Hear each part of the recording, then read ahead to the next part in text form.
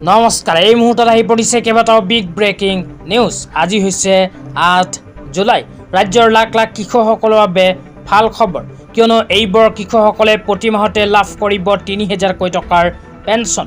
লগতে এইটো ভিডিঅ'ৰ মাজত মহিলাসকললৈ কেইখনমান গুৰুত্বপূৰ্ণ খবৰ প্ৰদান কৰিম।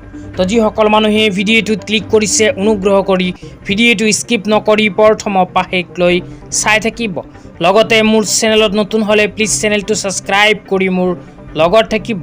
তো বলক ভিডিঅ'টো আৰম্ভ কৰি আজি প্ৰথমটো গুৰুত্বপূৰ্ণ খবৰৰ বিষয়ে বিস্তাৰিত জানি লওঁ। তো আজিৰ প্ৰথমটো গুৰুত্বপূৰ্ণ খবৰ হ'ল অসমৰ লাখ লাখ কৃষকসকলৰ বাবে। তো অসমৰ লাখ লাখ কৃষকসকলৰ বাবে আহি পৰিছে এক বিশেষ আঁচনি। তো এইখন আঁচনিৰ জৰিয়তে আপোনালোকে প্ৰতি মাহতে ৩,০০০ টকাৰ পেঞ্চন লাভ কৰিব পাৰিব। তো আঁচনিখনৰ বিষয়ে সবিস্তাৰে আপোনালোকক জনাই দিছোঁ। আঁচনিখন ইয়াতে লিখা আছে প্ৰধানমন্ত্ৰী কিষাণ মানধন যোজনা PMKMY স্কিম। इस स्कीम से सच होगा किसान की पेंशन का सपना। তো এইখন আঁচনিৰ জৰিয়তে কৃষকসকলে লাভ কৰিব প্ৰতি মাহতে পেঞ্চন। তো কিমান টকাৰ পেঞ্চন লাভ কৰিব, কেনেকৈ আবেদন কৰিব, সবিস্তাৰে এতিয়া আপোনালোকক জনাই দিছোঁ। অনুগ্ৰহ কৰি ভিডিঅ'টো প্ৰথমৰ পৰা শেষলৈ চাই থাকিব। তাৰপিছত লিখা আছে जनसेवा केंद्र CSC तथा राज्य नोडल ऑफिसर PM किसान द्वारा योजना के लिए निःशुल्क पंजीयन प्रारंभ। तो আপোনালোকে যদি এইখন আঁচনিত আবেদন কৰিব বিচাৰে তেন্তে প্ৰথমে নিজৰ অঞ্চলৰ CSC চেণ্টাৰত গৈ ভিজিট কৰিব। অতি সহজতে CSC চেণ্টাৰৰ সহায়তে এইখন আঁচনিত কৰিব পাৰিব আবেদন। 2 নম্বৰত কৈছে 60 वर्ष की आयु पूरी होने पर लघु और सीमित किसानों को मिलेगा 3,000 रुपये की मासिक पेंशन।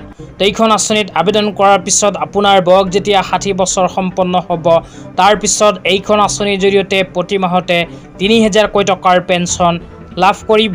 তাৰপিছত 3 নম্বৰত কোৱা হৈছে 18 से 40 वर्ष के किसान पंजीयनकृत किसान की 60 वर्ष आयु पूरी होने तक 55 रुपये से 200 प्रति माह पेंशन निधि में अंतर्गत जमा करना होगा। তো ইয়াতে উল্লেখ কৰা অনুযায়ী আপোনালোকে এইখন আঁচনি যদি আবেদন কৰিব বিচাৰে তেন্তে বয়সৰ ক্ষেত্ৰত কোৱা হৈছে 18 পৰা 40। 18 পৰা 40 বছৰ বয়সৰ ভিতৰৰ কৃষকসকলে এইখন আঁচনিত কৰিব পাৰিব আবেদন।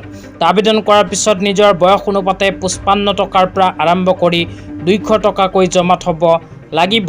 তাৰপিছতে আপোনালোকে এইখন আঁচনিৰ জৰিয়তে প্ৰতি মাহত ৩,০০০ টকাৰ পেঞ্চন লাভ কৰিব।